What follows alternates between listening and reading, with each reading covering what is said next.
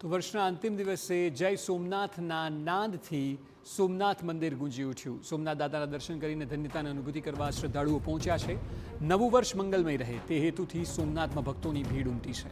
જમ્મુ કાશ્મીર સહિતના ભક્તોએ સોમનાથ મહાદેવના દર્શન કર્યા। મંદિર ટ્રસ્ટે શ્રદ્ધાળુઓના આગમનને લઈને વ્યવસ્થામાં પણ વધારો કર્યો છે।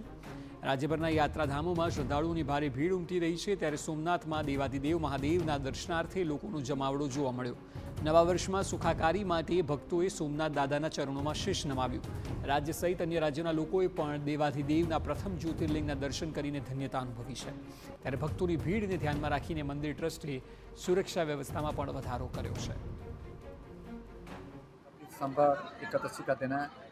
हम सोमनाथ मंदिर में घूमने के लिए आए हैं और जहाँ का माहौल अच्छा है, जहाँ की यात्रा जो व्यवस्था कर रखी है बहुत अच्छी व्यवस्था है। जहाँ का खाना पीना का प्रबंध बहुत है। जहाँ ट्रस्ट की कोई कमेटी है जो जहाँ सोमनाथ मंदिर की ने जो खाना पीना का प्रबंध बहुत अच्छा किया है। सभी सोमनाथ में आए और दर्शन करें और सभी लोगों को यही प्रार्थना की सुखी रखे, सभी का परिवार सभी लोगों को खुश रखे।